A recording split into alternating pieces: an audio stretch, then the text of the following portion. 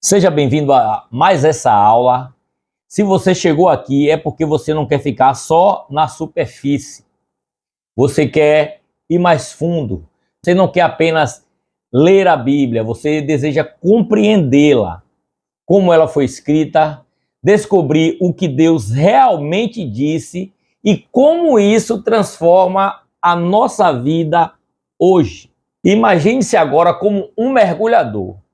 Não apenas aquela pessoa que está ali de frente ao mar, mas você ali quer ir além daquela superfície, você quer mergulhar, nadando por águas. Essas águas puras, profundas, a qual cada pedrinha tem um significado, cada coral ali no fundo daquele mar tem um tesouro guardado. Isso é o que vamos explorar. Exegese é esse mergulho. Um mergulho reverente, apaixonante e o principal, ele é transformador. Primeiro, vamos relembrar, como estamos estudando a teologia sistemática, cada tema vai se encaixando, fazendo um empilhamento ali, você compreendendo de forma como um todo a palavra. Vamos lá, lembra da nossa disciplina anterior? Foi a hermenêutica. Vamos aqui falar o aspecto da hermenêutica e da exegese. A hermenêutica foi a disciplina número 14 e agora estamos na disciplina 15. Então são disciplinas gêmeas. A hermenêutica, ela é a ciência da interpretação do texto, a ciência e a arte da interpretação. Já a exegese, ela é a aplicação prática dos princípios da hermenêutica para interpretar um texto. Demos um exemplo na lição passada, que você está querendo se habilitar para dirigir um veículo. Você tem que estudar a parte teórica, as leis de trânsito. Você faz a aula teórica, mas depois você passa para a prática, é quando você começa a praticar. Então é assim, a hermenêutica e a exegese. É mais ou menos esse contexto. A função da hermenêutica, ela estabelece métodos, princípios e regras da interpretação. Você não pode fugir dos princípios, dos métodos e das regras da interpretação. Já a exegese, que vamos estudar hoje, faz o estudo detalhado de cada texto. Ele extrai o significado original. Cada palavra ali, a gente separa as palavras de modo ali analítico, entendendo o que aquela palavra dizia lá no passado e transliterando para hoje, para a versão que você tem aí na sua Bíblia, você conseguir entender. A abrangência da hermenêutica, ela é geral e teórica. Ela pode ser aplicada no direito, ela pode ser aplicada em várias situações. São princípios gerais. Hoje a gente vai estudar uma parte específica, que é a exegese. A gente vai pegar um texto de forma prática e vamos aprender como entender ou escutar o que o texto tem para nos dizer. Um exemplo prático.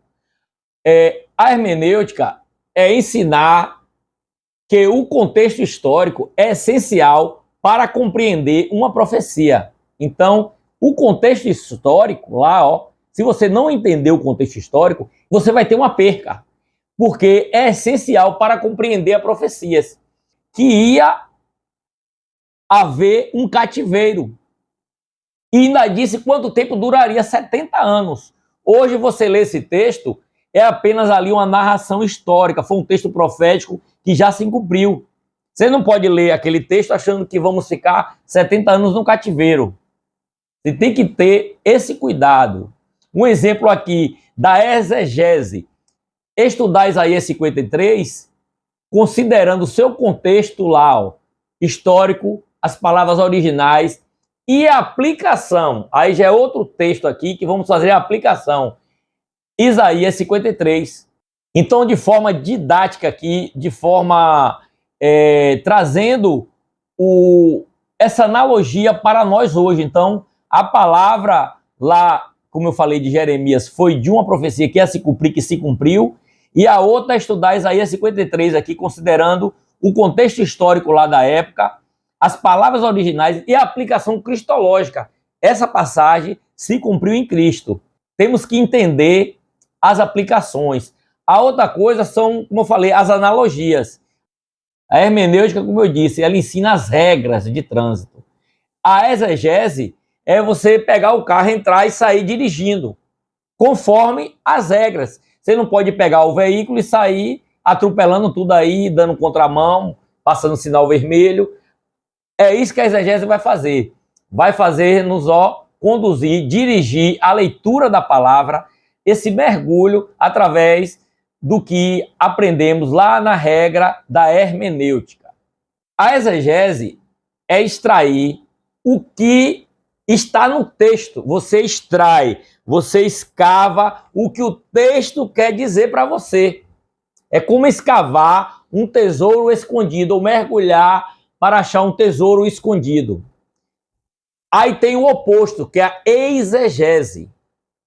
Ela é você enterrar os seus conceitos, os seus achismos, os seus preconceitos e fazer parecer que a Bíblia está dizendo aquilo. A exegese é você pegar e trair o texto, dizer uma coisa que a Bíblia não está dizendo. Então, muito cuidado, é perigoso. Isso aqui é uma arma poderosa. E se você usar de forma, assim como o carro também, já que a gente está dando exemplo do carro de condução, você pode usar o carro para dar uma carona, socorrer uma vítima, ou você também pode pegar esse carro e atropelar e fazer uma vítima. Tudo isso vai depender da sua condução, da leitura. Então é importante, você que quer ensinar a palavra, você que quer aprender da palavra, você precisa conhecer essas regras. Vale ressaltar, a palavra de Deus não foi escrita para ser manipulada. Ela foi dada para ser obedecida e compreendida. Vamos ler aqui o que diz aqui em 2 Timóteo 2,15. Procura apresentar-te a Deus aprovado, como obreiro de quem não tem de se envergonhar, que maneja bem a palavra da verdade. Agora veja que pá inseparável. Não tem como separar a hermenêutica da exegese. A exegese, ela vai fazer algumas perguntas. O que o texto quis dizer aos primeiros leitores lá? A hermenêutica pergunta: qual o significado desse texto hoje para nós? É fazer aplicação prática. Então você tem que pegar essas ferramentas para saber usar. É como encontrar uma carta antiga. Essa carta antiga está escrita em outro idioma. Não é necessário traduzi-la para o nosso idioma atual ao qual falamos. Olha o exemplo. A exegese é o arqueólogo. A hermenêutica é o guia do museu ali, ó. Um escava e o outro explica. Uma pessoa pegou um achado arqueológico. Ele foi o escavador e levou para o museu. Lá no museu tem um guia para te explicar, para contextualizar você diante daquela obra. Assim, a exegese e a hermenêutica. Espero estar sendo entendido por vocês. Mas se não está entendendo aqui, você tem a apostila, você pode ler algumas vezes ela, você pode assistir o vídeo e vamos ter também a aula presencial para quem mora em Camaçari, Bahia. Vamos lá, história da interpretação.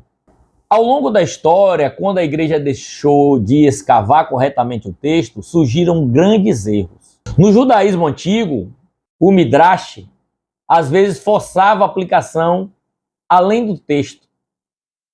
Em Alexandria, o sentido de Orígenes dominava, que era a questão da alegorização. Na Idade Média, a tradição falou mais alto do que a escritura. Houve um período a qual ninguém tinha acesso à palavra, eles restringiu. Mas graças a Deus veio o período da reforma. Foi no período da reforma que voltamos ao texto original. Como dizia Lutero e Calvino também afirmou, a Bíblia interpreta a Bíblia. Foram alguns séculos de obscuridade, a palavra de Deus ficou escondida e deu lugar a interpretações, intencional ou não, manipulavam a palavra, exigia indulgências, e o povo não tinha acesso ao texto. Foi no período da reforma, então, que voltamos de novo a ter essa liberdade. A Bíblia, houve várias traduções para vários idiomas, a Bíblia se expandiu. Foi nesse período também que Gutenberg inventou a imprensa.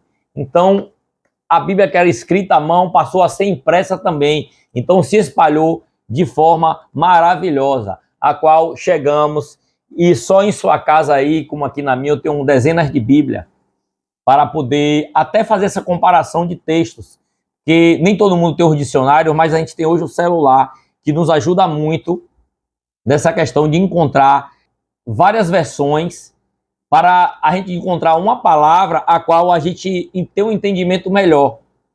Não que ela mude de sentido, mas traz uma clareza. Pega uma linguagem a qual você está mais habituado, mas sem perder a essência do texto, que é o que a exegese cuida, de não perder a essência do texto. A lição: sempre que desprezamos o texto original, abrimos uma cratera, um espaço enorme para entrar distorções e heresias. Lembra lá que estudamos religiões comparadas? Porque o surgimento de tantas religiões, tantas divisões, por uma má interpretação, se cria uma seita, se cria uma heresia. Vamos agora para a parte de como fazer a exegese.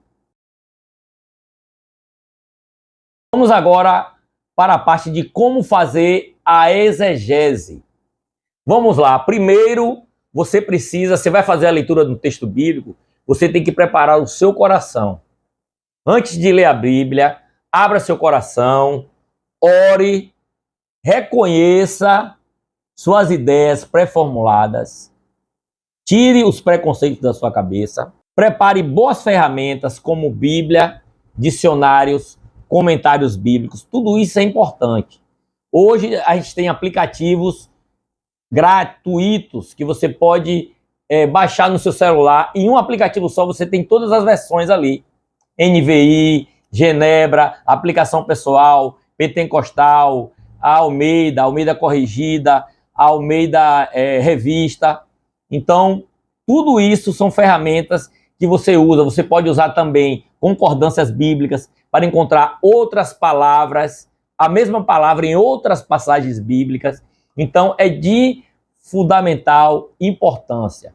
Você vai estudar, você precisa escolher ali, o tópico que você vai estudar. Precisamos também delimitando esse trecho, a gente tem cuidado para não usá-lo fora do contexto, porque senão isso aí gera um problema. Comparar também o que vem antes e o depois, aí já entra na análise contextual. Aí a gente pega quem escreveu o texto. É importante você, quando abrir o livro para ler, primeiro certifique quem escreveu, qual foi o autor, para quem ele escreveu, quem era o leitor original ali. Quando ele escreveu, é importante você se situar na história, ali no período da história. Considere também a cultura local e qual foi o gênero literário que foi usado. Você está lendo uma poesia? Você está lendo ali um trecho narrativo? Você está lendo ali uma alegoria, um simbolismo? Você está lendo Apocalipse? Você não lê Apocalipse do jeito que lê Provérbios. Você está ali vendo Provérbios, ali você está vendo conselhos. Apocalipse são linguagens figuradas. Precisa de mais conexões para entender o texto. É importante fazer isso. Exemplo aqui, Salmo 23. Ainda que eu andasse pelo vale da sombra e da morte. Isso é uma poesia, é uma metáfora. O vale do sombra da morte. Davi tinha alguma região lá, você olhando a geografia bíblica ou arqueologia bíblica, tinha um vale que chamava Vale da Sombra da Morte? Não tem. Então, esse Vale da Sombra da Morte, ali, é um sentido de metáfora. É uma poesia que ele estava falando, ainda que eu andasse no Vale da Sombra da Morte. Não é um local. Quando diz ali, o Vale de Jaboque, ou o Vale lá de Jaboque, ali é real. ali está na geografia. Quando eu andar pelos montes, pode ser uma poesia. Agora, quando diz assim, e subiu ao Sinai, subiu ao Monte Sinai, literalmente, Jesus pisará no Monte das Oliveiras. Monte das Oliveiras está na geografia. Então, parece simples, mas pode ter um contexto errado, você botar ela ali de forma errada. A crítica contextual. Há pequenas variações nos manuscritos. Mas temos boas, como eu disse, boas traduções. Dei exemplos aqui de Bíblias excelentes para ler. A Thompson, Genebra, Aplicação Pessoal, Almeida Revista Corrigida, Almeida, a NVI também é excelente. Então, esses comentários bíblicos que você pode ler, vai te dar uma noção boa. Procure Bíblias confiáveis. Bíblias porque hoje já tem Bíblia de tudo que é jeito. Tem até Bíblia agora inclusiva, trocando os textos, tirando as coisas. Então, se você tem um exemplar físico, segure, que a gente não sabe como é que vai ficar. Como é que a gente vai procurar lá, vai digitar lá na internet o que o algoritmo vai lhe dizer ali. Então, já houve na história épocas em que a palavra, eles corriam para destruir a Bíblia. Eles queriam destruir. Hoje não, eles querem perverter a Bíblia. Quer dizer, sempre perverteram a Bíblia. Sempre tentaram tirar ela do contexto. E hoje, mais do que nunca, né? Hoje, a maioria das pessoas tem essa preguiça de estudar, tem a preguiça de ler, vai buscar no Google. Uma hora ali o Google vai te direcionar para uma passagem. Se você não conhecer, você vai interpretar o texto errado. Então, busque fontes confiáveis para fazer análise correta. Fala em análise gramatical histórica. Olha João 3,16. Porque Deus amou o mundo de tal maneira que deu seu Filho unigênito. O verbo amou é um verbo. Indica um ato completo no passado. Deus amou, ele amou lá e se aplicou. Deus não apenas ama, Deus amou. Deus amou que deu seu Filho, posteriormente, ele amou de forma decisiva e eterna. Deus não só ama, Deus amou. A análise literária também. Observe repetições, paralelismo e metáfora. Jesus disse, eu sou a videira. Ele não disse que ele era uma árvore. Ou ele diz, eu sou a porta. Ele não é um pedaço de madeira quadrado, porque senão alguém vai botar um arcado lá, dizer que ali é a porta, que simboliza Jesus. Passe ali, que você vai ficar rico. Cuidado. Jesus está falando ali, dele é a videira, porque se a gente estiver ligado nele, a galha, quando você corta dessa galha, o que acontece? A galha da árvore é que ela seca e acaba. Então devemos estar ligados em Cristo. Essa linguagem da videira, ela não é literal, é uma linguagem figurada. Então você tem que entender os gêneros literários. Aí que vai entrar essa aplicação, essa mistura da hermenêutica com a exegese. Análise teológica também. O que é isso? Pronto, isso aqui é fundamental. Quando você lê um texto, você tem que fazer análise teológica. O que isso ensina sobre Deus? O que isso ensina sobre Cristo? O que isso nos ensina sobre o pecado? O que isso nos ensina sobre a salvação? O que isso nos ensina sobre a santificação? A gente tem que pegar o texto e entender onde ele se conecta com a Bíblia como um todo.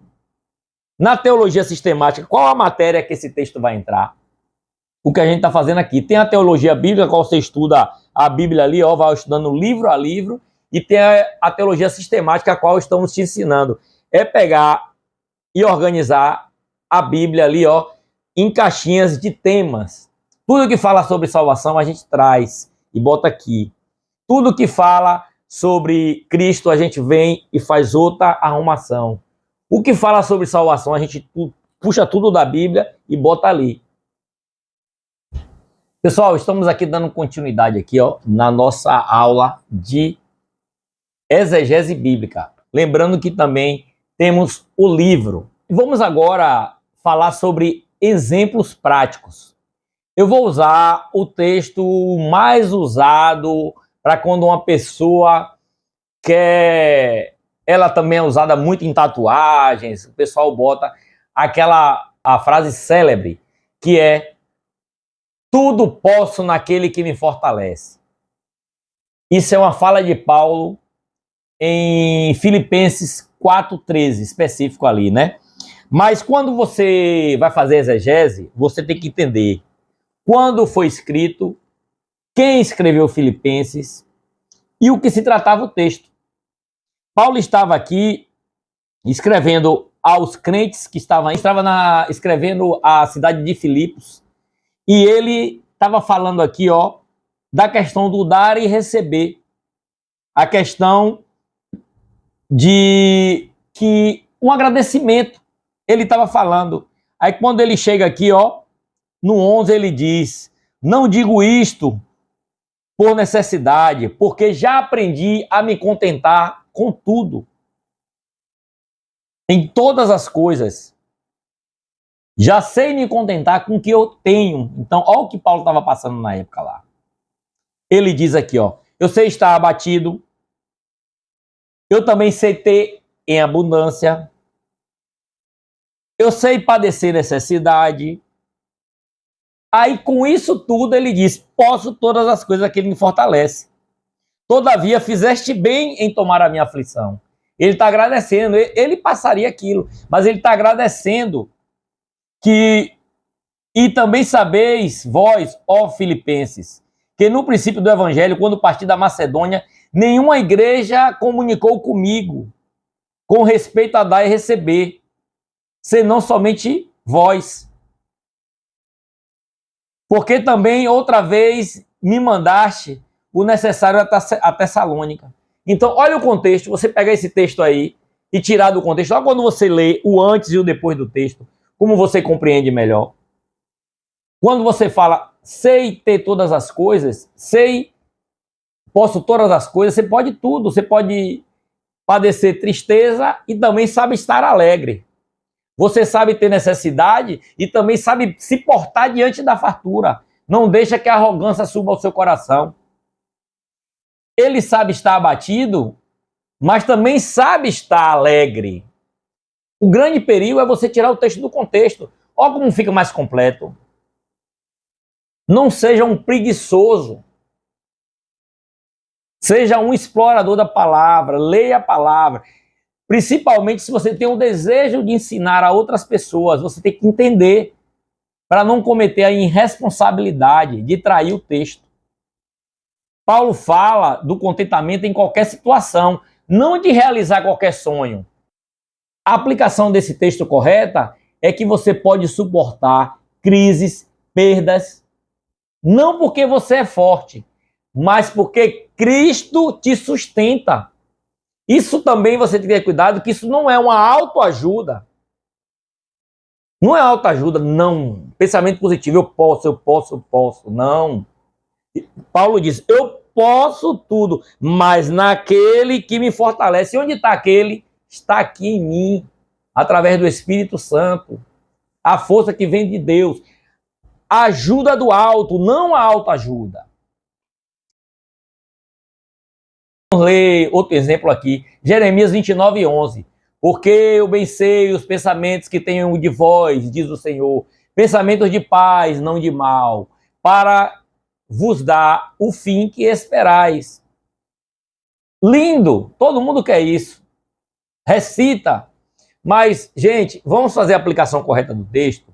Mas o contexto disso, no versículo anterior, diz: assim diz o Senhor, certamente que passados os 70 anos de cativeiro na Babilônia, vos visitarei e cumprirei sobre vós a minha boa palavra, tornando-vos a trazer a este lugar. No versículo 10, a promessa é coletiva para o povo que estava exilado, a qual Deus avisou antes, profetizou durante e deu essa palavra depois que eles iam retornar, que eles seriam livres. Então, a aplicação: Deus é fiel mesmo quando disciplina. Mesmo quando você está na prova ali, você está passando, pagando pelo que você fez, né? Porque Cristo te salva. Se eu comprar um relógio bonito hoje, se você comprar, né, um carro novo hoje e amanhã aceitar Jesus, se você não for crente, você é crente, é uma nova criatura. Mas as parcelas do carro você tem que pagar. Tem a colheita. Se você plantou abacaxi, você não vai colher maçã, laranja, lima. Plantou banana, vai colher banana. Então, a colheita... Agora, se você não gostar de banana, não gostar de abacaxi, quando você colher aquilo ali, a diferença é que Jesus vai estar na sua mão ali segurando. O que o texto quer dizer é isso, que ele não vai te abandonar. O plano de salvação, o plano de redenção dele não vai ser frustrado, porque nada poderá nos separar do amor de Deus. Uma vez que você reconhece a Cristo, o que é que precisa para a salvação? É pela fé. Basta você ter fé e crer em Jesus Cristo. Porque isso não é por mérito seu, foi o dom dele. O que você precisa saber, o que você precisa realmente é só recebê-lo. Outro texto aqui para a gente entender. Quando fala assim, ó, outro exemplo. Porque onde estiver 2 ou 3 reunidos em meu nome, ali estarei no meio deles. Esse versículo aqui está no meio deles, está no conjunto, está num contexto de que, em verdade vos digo, que tudo aquilo que ligardes no céu será ligado na terra. Jesus está falando sobre ali a disciplina eclesiástica. Não um culto doméstico ou um culto que tem 3 pessoas. Jesus está aqui, a gente tiver 2 ou 3, pronto. Juntou, tem 2, tem 3, pronto, Jesus vai estar presente. Não, tiver um só, Jesus vai estar presente. Em termos da presença dele. O que ele está falando ali é na questão da confirmação. Imagine ali, você está na igreja, tem 3 pessoas, cada um com uma ideia diferente, apontando coisas diferentes. Então a gente tem que estar aqui, ó, unidos num só sentido, numa só palavra. Cristo estará presente, Cristo está presente na igreja, a aplicação é, Cristo está presente na igreja quando a igreja decide com justiça, conforme a vontade dele. Tiver pessoas ali ligados, pastores ligados, obreiros, diáconos ligados, evangelistas ligados ali em um só propósito, ligado na terra, estará confirmado também no céu. Tudo isso dentro da vontade, da justa justiça de Deus. Outro exemplo aqui, João 14,6. Disse-lhe Jesus, eu sou o caminho, a verdade e a vida. Ninguém vem ao Pai senão por mim. Olha o contexto. João começa 14 dizendo, não se turbe o vosso coração, crede em Deus, crede também em mim. Na casa do meu pai há muitas moradas. Ele está falando de moradas, né? Aí Jesus aponta o caminho. Qual o caminho que ele apontou? Ele próprio. Ele é o caminho. Por isso que ele diz, eu sou o caminho. Qual a aplicação disso? Só há um mediador entre Deus e o homem, Jesus Cristo. Não cabe aí dizer que todos os caminhos levam a Deus. Não, está dizendo, eu sou o artigo definido. Ele é o caminho. E não tem nenhum mediador entre Deus e o homem, como está lá em 1 Timóteo 2:5. A exegese não é só uma técnica, não é só uma técnica, ela é uma devoção. Você precisa estar ali, deixar, não você simplesmente dominar o texto, mas o texto tem que te dominar. Não é o contrário. O texto tem que tomar conta de você, não você tomar conta do texto e manipular o texto. Você tem que ter cuidado. A Bíblia nos diz que a palavra de Cristo deve habitar em nós de forma abundante, em toda a sabedoria. Que cada vez que você abrir a Bíblia, você deve estar, desprovido de preconceitos, desprovido de ideias fixas, de cai do meu jeito, eu nasci assim, eu sou assim. Você tem que entender o texto. Você, quando abrir a Bíblia, esteja abrindo um encontro com Cristo, com o próprio Cristo, com o próprio Jesus. O Espírito Santo vai te revelar. E com isso você vai ter acesso ao Pai. E com isso você deve orar através do Espírito. O seu Espírito conecta ao Espírito Santo. Aí você chega a Deus através de Jesus Cristo. Então, olha a sintonia. Olha aí, ó, como uma coisa se completa. Então é dessa forma. Como eu falei, algumas dicas aqui para você. Escolha uma ferramenta boa. Qual é a ferramenta? Bíblias de estudos boa, que além do que ela vem escrito no rodapé, ela tem uma explicação. Mas não se prenda a uma só. Porque tem várias Bíblias, uma só com a versão, eu tenho aqui uma nova aqui, ó. Bíblia de Estudo, Desafio de Todo Homem. Eu tenho também essa aqui, ó, Bíblia para Pregadores e Líderes. Eu tenho uma Bíblia de aplicação pessoal. Eu tenho a Bíblia Thompson, a Bíblia de Genebra. A de aplicação pessoal é muito boa. Tem também a Pentecostal. Então são várias versões. Só que você não pode escolher uma que te agrada. Você tem que ler várias para você abrir mais o seu raciocínio e entender. Claro, sempre com a presença do Espírito Santo, que vai te guiar. Um coração humilde, um coração sincero. Esse coração sincero vai te ajudar a compreender. Então você faz assim, ó, você pega uma Bíblia de estudo, pega um dicionário bíblico. Como eu disse, pega um aplicativo do celular ali, ó, de confiança, baixa, e ali você tem várias traduções. Hoje é grátis, irmão. Ninguém sabe até quando eles vão permitir. Quando esse sistema, que vai chegar um tempo em que vão procurar a palavra e não vai encontrar. Aí é matérias para você voltar lá em escatologia, as coisas do fim, que já estudamos. Então explica um pouquinho sobre isso. Então você vai pegar um texto que você já conhece. Depois que você lê esse texto, você vai fazer as perguntas, ó. O que eu descobri de novo? O que Deus me falou? O que é que você deve fazer? Pega um texto, leia várias vezes. Pega ali o texto, ó. Eu já falei agora em algumas aulas aqui, eu já falei. Eu já peguei um texto, fiquei 24 horas tentando entender o texto. Porque o texto me falou forte. Você vai ler na Bíblia, uma hora ali, uma coisa vai te segurar. Outra coisa importante, você está lendo o texto aqui, aí vai falando aqui, aí não procure dádivas, mas procure... Poxa, eu não entendi o que é dádiva. Você tem que pegar um dicionário e entender o que aquela palavra está dizendo. Você está lembrando? Porque é a concupiscência da carne. Concupiscência, eita, não sei o que é. Você tem que parar, entender aquela palavra. Senão, uma palavra diferente ali muda o sentido do texto. Você tem que, não entender uma palavra, vamos lá, procura ler essa palavra. Às vezes, as versões te ajudam a trazer uma palavra que você entenda melhor. Por isso é importante. Você precisa aprender da palavra, porque é obrigação sua pregar a palavra de Deus. É obrigado. O que a palavra diz? Porque é me imposto a obrigação de pregar o evangelho.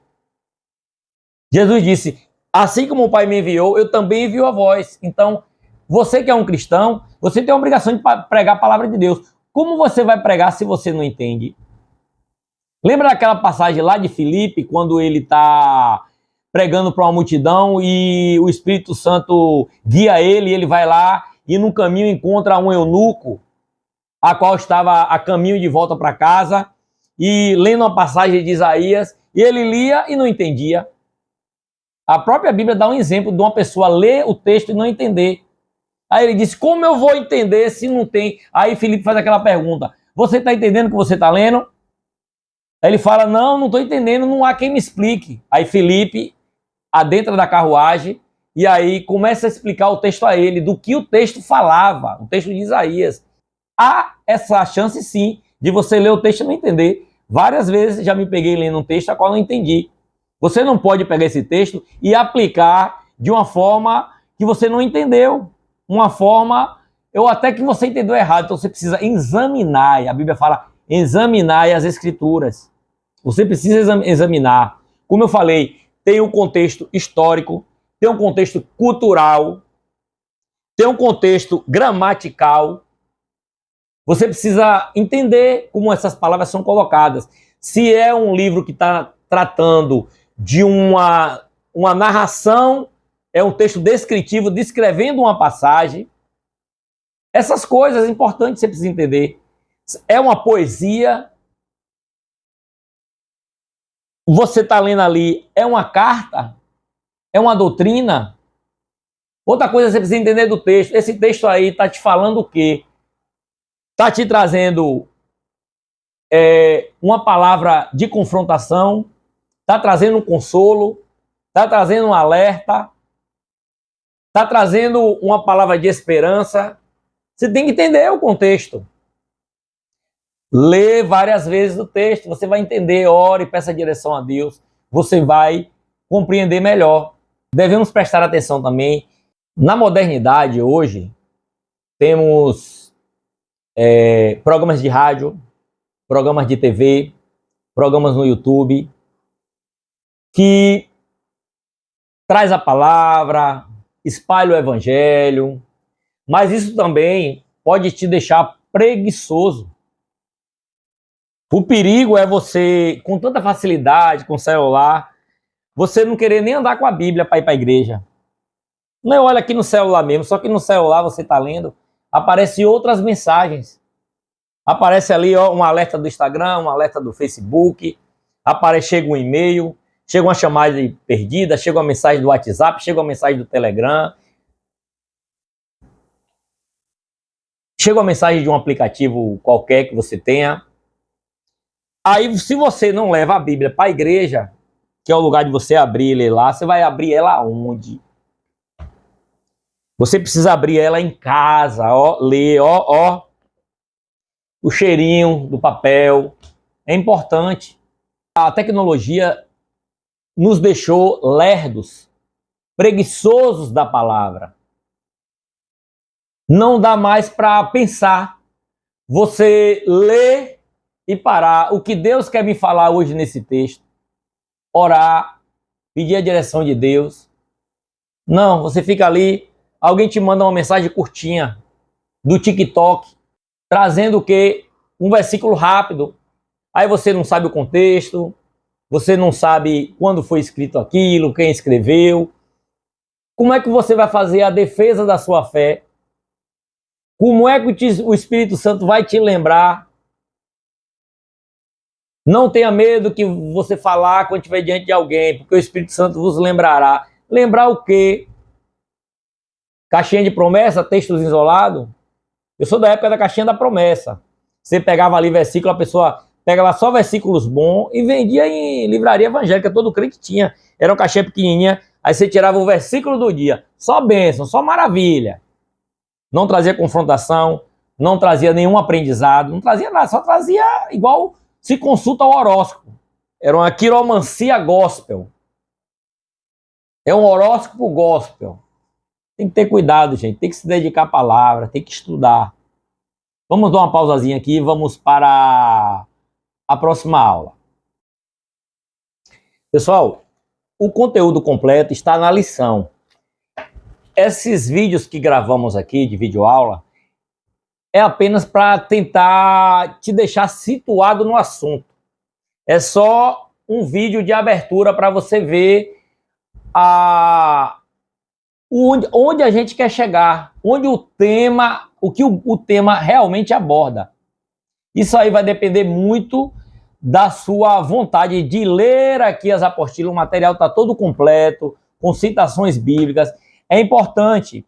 Você pode pedir essa apostila de modo gratuito, eu te mando em PDF. Temos 2 aplicativos. E os 2 eu gero o link. A gente tem um canal do Telegram, que você acessa lá, você clica no vídeo, clica no download, você pode fazer tudo isso. Ferramentas eu tenho tentado me esforçar para te dar. Vamos dar continuidade aqui, falando aqui sobre um exegeta. A nossa referência é Jesus. Vamos ver como Jesus lia o texto e como ele trazia. Ele pegou um livro de Isaías e leu na sinagoga. Lembra dessa passagem? Lucas 4, do 16 ao 21. Jesus interpreta Isaías. Ele lê na sinagoga: o Espírito do Senhor está sobre mim e me ungiu, tal. Aí vem o quê? A interpretação. Depois ele fala e depois ele vai lá e traz a hermenêutica, a interpretação do texto. Ele diz: hoje se cumpriu esta escritura em vossos ouvidos. Aquela mensagem de Isaías, aquela mensagem messiânica está aí. Uma coisa linda do livro de Isaías é uma mini Bíblia dentro do meio da Bíblia. Ela tem 66 capítulos, com divisões ali do 39 para o 27. A Bíblia é linda, rapaz. A Bíblia, se você se dedicar, você não vai querer assistir mais muitas coisas, porque a Bíblia lhe traz ali coisas históricas, épicas, coisas, poesias. A Bíblia te traz tanta coisa linda, vai enriquecer seu vocabulário, vai te deixar mais inteligente. A Bíblia é perfeita, é o livro perfeito. Se tem um livro que não pode faltar na sua vida, o livro de cabeceira é a Bíblia Sagrada.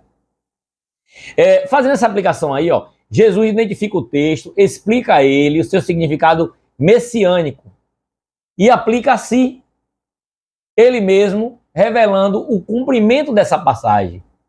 Ele respeita o contexto e o sentido original de Isaías. Isaías estava dizendo que viria, e ele diz, hoje se cumpriu. A gente vê Mateus 22, 29, corrigir um erro interpretativo. Errais não conhecendo as Escrituras, nem o poder de Deus. Essa é a exegese aplicada. Jesus confronta ali os saduceus que negavam a ressurreição. Jesus pega ali os saduceus, que era uma das correntes ali, que negava a ressurreição, e usa Êxodo 3,6 para mostrar que Deus é o Deus de vivos. Ele interpreta corretamente um tempo verbal. Eu sou, em letras maiúsculas, para ensinar sobre a ressurreição. Isso é uma exegese gramatical e teológica.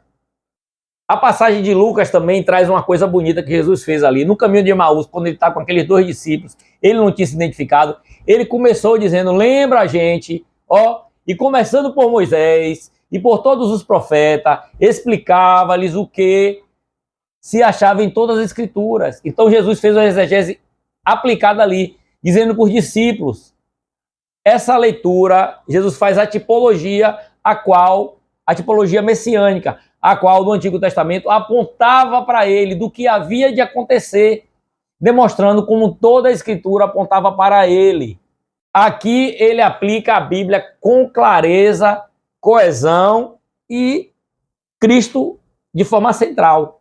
Então tudo que tem na Bíblia ali, tudo que tem na Bíblia aqui, tudo vai convergir para Jesus. Os discípulos também, eles tiveram essa inteligência, esse discernimento para compreender. Pedro, em Atos 2, 16 a 32, ele usa Joel e também usa Salmos.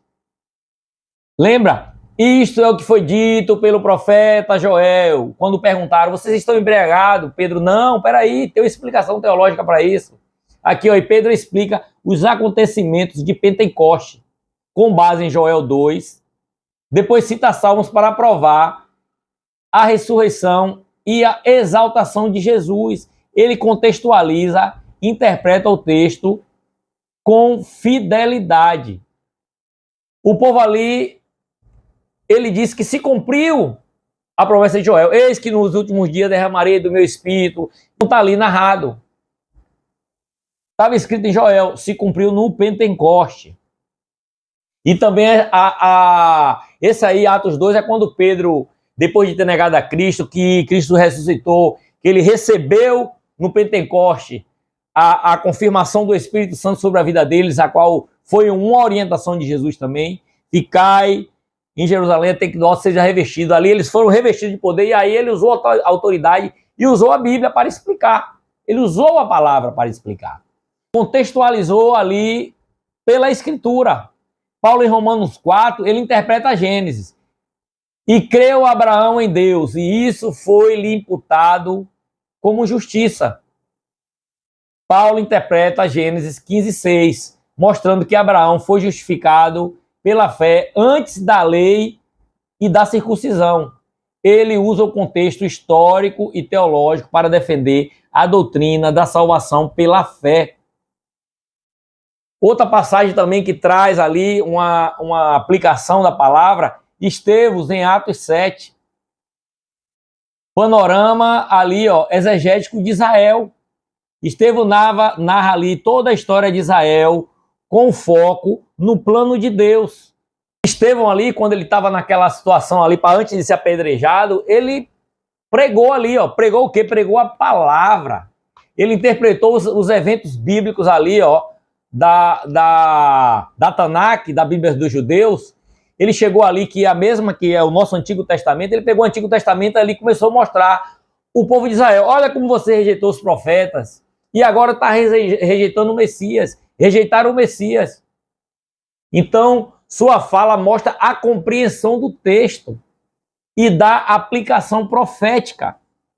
Jesus e os discípulos não interpretavam superficialmente ou tentava adequar o texto. Ele considerava o contexto, aplicava as escrituras com fidelidade, mantinham Deus como o centro e o plano redentor como essa ligação, esse fio condutor. Isso é exegese bíblica, de modo vivo e aplicável em nossas vidas. Porque você, de forma nenhuma, pode descontextualizar o texto. Você tem que entender a Bíblia como um todo. Hoje tem um evangelho trazendo uma interpretação, tudo para o homem. O homem querendo ser o centro. O hedonismo tem moldado as pessoas a querer pensar só nela. Ah, porque o meu bem, porque eu em primeiro lugar, porque eu tudo, porque eu sou o centro, primeiro eu, segundo eu, terceiro eu. E a Bíblia, o centro é a salvação. A Bíblia é completa, ela mostra lá, ó, o homem antes da queda, o homem na queda,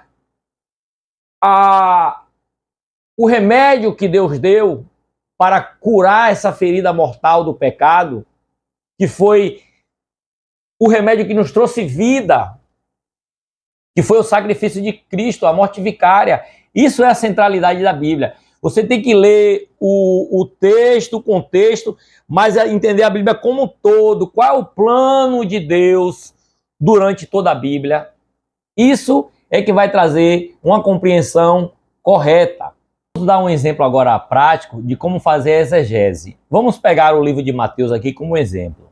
O livro de Mateus, ele, no seu contexto histórico desse evangelho, alguns estudiosos acreditam que Mateus era como um livro de leitura. Na hora do culto ali, abria e lia na igreja primitiva.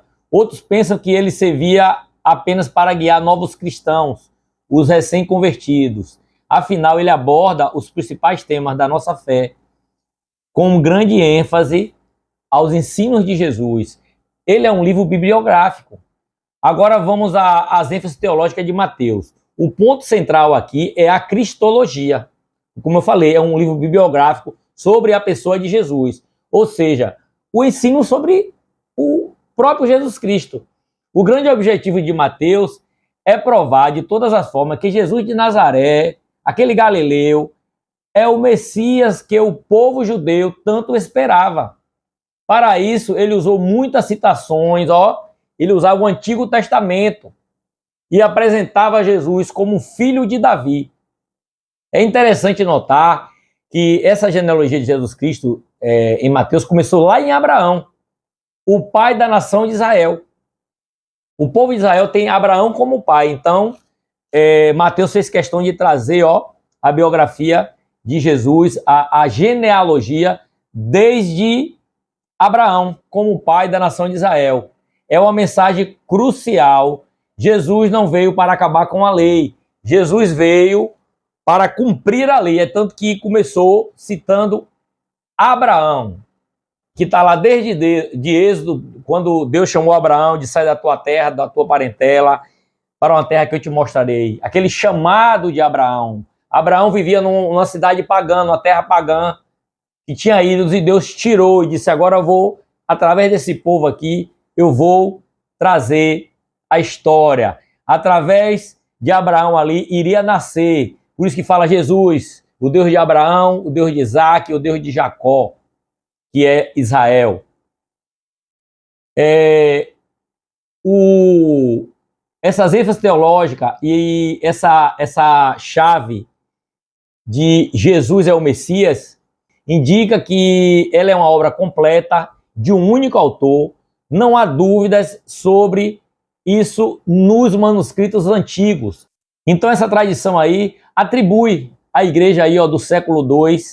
O primeiro escrito não foi logo as cartas.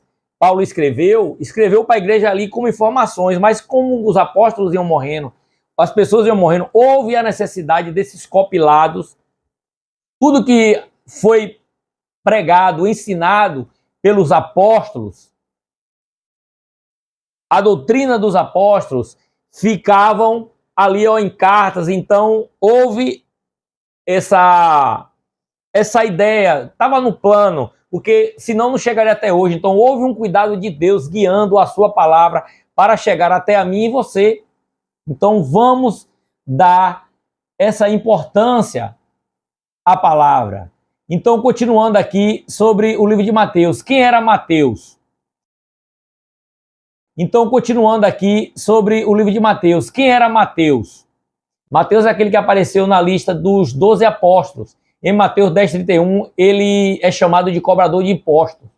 Era uma profissão, ó, bastante odiada pelos judeus da época e que trabalhava para o Império Romano. Olha como Jesus escolheu. Parece que escolheu mal, né? Você vê que não é como a gente olha. Pega ali uma pessoa que os judeus tinham raiva, e aí Deus pega e diz, não, esse aqui, escolhe ele aí como meu discípulo. Aí Jesus bota Mateus como um homem que trabalhava para o Império Romano, a qual o povo de Israel estava cativo não mais fora, mas dentro da sua própria terra.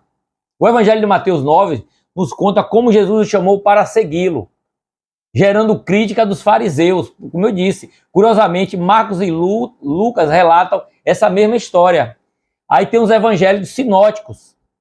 Aí é uma coisa também, olha, muito do que a gente está lendo aqui, essa matéria aqui, você tem que revisar também a bibliologia, que vai contar todas essas nuances, esses detalhes, está lá na matéria de bibliologia. Ele também era chamado de Levi, né, esse cobrador de imposto. Então, ele tinha esses nomes. Então, quando você lê Levi, quando você lê Mateus, você está falando da mesma pessoa. Essa questão dos nomes também. Tem o Judas que traiu Jesus, mas tem outro Judas ali do livro, a carta de Judas, não é Judas que traiu Jesus que escreveu. Precisa de um pouquinho de atenção para ler a Bíblia. Você precisa ter um trabalho, não é ler assim e acha que entendeu. Rapaz, se você pegar um manual para montar um guarda-roupa, poucos vão conseguir montar esse guarda-roupa, mesmo com manual, indicando, tem que ter um manual. Imagine montar você, moldar você, como é difícil. Um homem com mente, coração, um homem com a sua tricotomia, corpo, alma, espírito. A Bíblia traz o manual para o homem em todos os aspectos. Vamos lá aqui, continuando Mateus. Quem era Mateus? Já vimos aqui, né? O cobrador de imposto, Levi. Já identificamos quem é Mateus. Outra coisa que devemos fazer, para ter essa visão geral ainda mais clara, podemos olhar para o resumo que encontramos em Bíblias de estudo. Você pega uma Bíblia de estudo, como eu tenho aqui, Mateus, aí traz lá, ó. Deixa eu pegar ela aqui para você dar uma olhadinha. Aqui, ó, a Bíblia de estudo. Essa aqui é de aplicação pessoal, é a que eu mais gosto de usar. Tá aqui, ó. Propósito. O propósito, provar que Jesus é o Messias, o Rei Eterno. Autor, Mateus, também conhecido como Levi. Data, aproximadamente anos 60 a 65 depois de Cristo. Aí tem aqui o panorama, tem o versículo-chave, pessoas-chave, Jesus, Maria, José, João Batista, os discípulos, os líderes religiosos, Caifás, Pilatos, Maria Madalena. Traz as pessoas, lugares-chaves. Traz aqui Belém, Jerusalém, Cafarnaum, Galiléia, Judéia. Características particulares do livro. Aí vem aqui, ó, um panorama da época. Aí vem aqui esboços, e aqui, ó, em cima tem a cronologia dos tempos aqui, ó. Herodes, 37 antes de Cristo. O nascimento de Cristo aqui, a data. Aí vem aqui, ó, a morte de Herodes, a fuga do Egito. Então, há um paralelo com a história política, a geopolítica da região, Tibério César, Pôncio Pilatos, aí vai aqui até os governadores da época, que é uma questão histórica, aí narra aqui a questão histórica da Bíblia, juntando. Então, olha que maravilha aqui, o livro de Mateus. Aí todos os livros têm essa conexão. Então, as informações é essencial. Como eu falei aqui, ó, provar o autor, provar a data, o destinatário, para quem Mateus escreveu, para quem Lucas escreveu, para quem Marcos escreveu, para quem João escreveu, que são os 4 evangelhos. Então, isso aí traz um panorama geral. Mateus, ó, fez uma forte ligação entre o Antigo e o Novo Testamento, trazendo genealogia. Olha a diferença do livro do Evangelho de João. Aí João já entra logo direto. João não perde tempo com genealogia. João já vem trazendo. No princípio era o verbo era Deus, o verbo estava com Deus e o verbo se fez carne. Não passou Jesus por ninguém, já trouxe Jesus já direto. Então, cada um livro você tem que entender para que ele foi escrito. O livro de Mateus, como estou fazendo análise aqui, ele foi escrito para os judeus. E aí ainda bota lá em Mateus 5,17, Jesus dizendo: não penseis que eu vim destruir a lei ou os profetas. Não vim abolir, eu vim cumprir, porque ninguém é capaz de cumprir. Eu sou aquele que vai cumprir. Eu sou aquele a qual a Bíblia apontava. No próprio João 3, versículo 14, 15, o 3,16 você já sabe. Mas diz assim como Moisés levantou a serpente no deserto, aquela serpente no deserto, aquela serpente de metal, o povo olhava, ganhava vida. Jesus foi levantado na cruz, você ganha vida. Importa que o homem seja levantado, para todo aquele que nele crê não pereça, mas tenha a vida eterna. Isso aí é importante, os lugares chaves, como eu falei, Belém, Jerusalém, Galileia. Aí entra a parte da geografia também, tudo isso são ferramentas. A geografia, a arqueologia bíblica, são matérias que eu vou trazer também aqui. As aulas, como eu disse, são resumos, mas a apostila ela é mais completa. Ela traz aqui, ó, tudo esmiuçado, várias citações bíblicas. É um material, gente, também revisado, fazendo um compilado, resumido, trazendo uma linguagem que vocês entendam. Porque uma matéria dessa que eu gravo em 1 hora, numa faculdade é 80 horas de aula, 40 a 80 horas, em média. Então a gente está trazendo o básico aqui para você pelo menos ter noção. Aí a gente viu isso aí tudo aí, as características particulares de Mateus também. Grande quantidade de expressão, como ó, Jesus filho de Davi. Ligava sempre Jesus lá, ó, Jesus filho de Davi, filho de Abraão, filho de Davi. E em inúmeras situações, referências, como eu falei, do Antigo Testamento. Ao contrário de outros evangelhos, Mateus não segue uma ordem cronológica rígida, mas organiza seus relatos para apresentar as evidências. Jesus, como, ó, tá aqui, ó, o Messias, tá aqui, ó, o Salvador. Então a biografia de Mateus traz esse contexto direto. Então, pessoal, após essa videoaula, eu gosto que você assista essa aula, porque quando você cair para dentro da apostila, ou o livro, que tem todas as apostilas juntas num livro, um compilado, eu fiz o livro em 2 versões, uma versão mais resumida, que eu vou adaptar ela para áudio também, para você escutar essa teologia, como eu falei, sistemática, organizada por ordem de assunto. Então agora, já que a gente tem uma noção de como interpretar a Bíblia, usando a hermenêutica, e extrair o significado do texto, que é usar exegese, que é extração do texto, não é colocar, inserir, é extrair esse contexto bíblico, como podemos agora, depois, comunicar isso de forma eficaz e impactante também para os outros? Essa é a arte que agora não cabe mais a hermenêutica e a exegese. Ela agora, depois que você extraiu, você pesquisou, usou as ferramentas, usou ali, ó, tudo apropriado e tirou, aí agora como aplicar, como levar para as pessoas, é o que vamos estudar agora no capítulo 16, que será a própria disciplina que vamos gravar, que é a homilética. A gente vai gravar essa última e vamos finalizar o básico. Depois vamos entrar agora no médio, vai trazer outros assuntos. No total, eu creio que seja entre 40 a 50 disciplinas organizadas por temas, por assuntos. Completamos essa jornada pelas grandes doutrinas e regras da interpretação, essa arte bonita e essa ciência de examinar os textos. Tem isso no mundo secular, você vai pegar uma lei lá, você tem que ler, você tem que interpretar e saber aplicar e fazer a defesa. Assim é a palavra de Deus. Então agora chegamos a essa etapa final e prática. Como comunicar isso agora? É o que vamos fazer, essas verdades de forma eficaz, que descobrimos através da exegese. Agora, como vamos aplicar? Aí você vai ser bem-vindo na aula da homilética, que é a arte de falar, a arte de pregar. Como arrumar um texto, qual tipo de sermão, se você vai levar isso de forma textual, temática, é a forma que você vai organizar para explicar às pessoas. Aí vai ser a próxima disciplina e vamos estar, assim, encerrando esse curso básico. Desde já agradeço mais uma vez a paciência de vocês para ler. Obrigado pela atenção. Compartilhe esse vídeo com uma pessoa que precisa.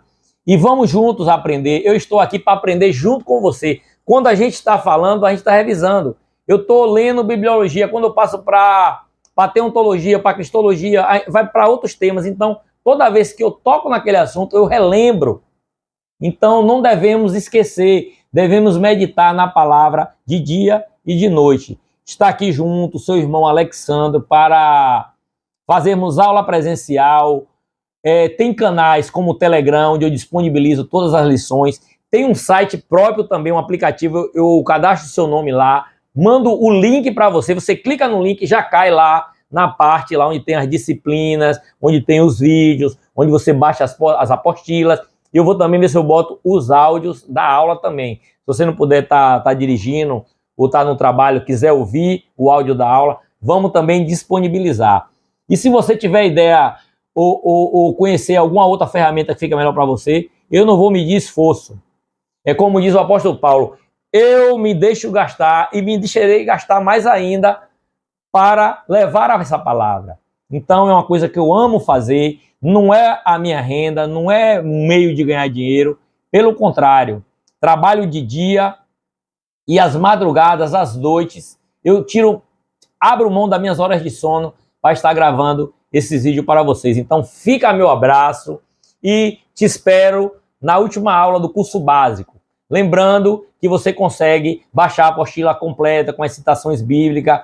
E como eu digo, tem gente que ainda pede para eu resumir, achar uma hora muito.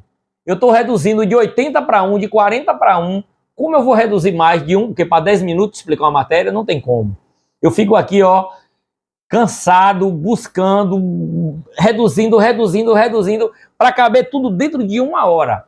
Então, entenda o meu esforço, fica meu abraço, amo vocês em Cristo Jesus e te espero na próxima aula. Grande abraço.